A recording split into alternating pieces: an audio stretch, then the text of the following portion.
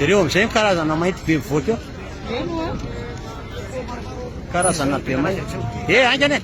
Aingana zareo. Voaka daholo le mainty be dia mainty be daholo mivoaka eo. Efa enlasiny le Efa enlasiny ilay izy. Iny le safidiana. Ohatra ny lasary izy.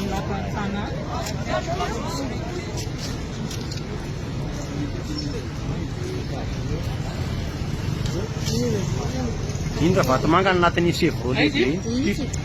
Ity chevrolet lehibe ity iny ny raha vatomanga anatin'iny izy. tonga dia maizina be. Zao le izy oa zay ny teneniko anareo taille be tapany le rony. Taille be marina fa tena tonga dia painina. Taille be tapany le. Gosy. Ry zao tokony niaraka tamin'ny tasy dia vao dépassan'ny resy. Kita raiky.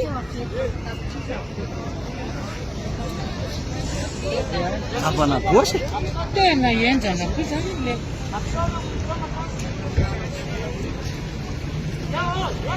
Fanaly dia very.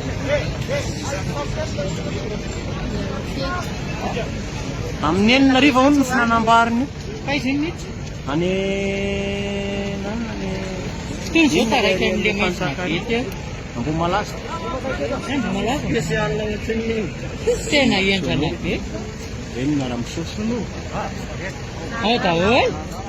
Karana.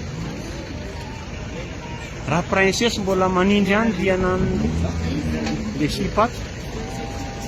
Le sipa fotsifotsy miasa aty zay. Nafarana misy ve zany dia tovila mitovy ve ao?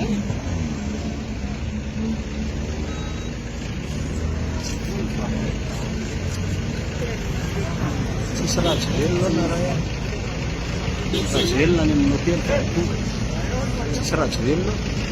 Tonga dia any ny vatana. Iny ny V8 fara.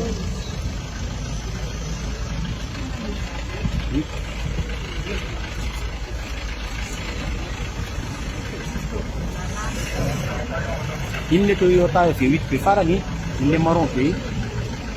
Hitanao iny? Iny ny farany V8.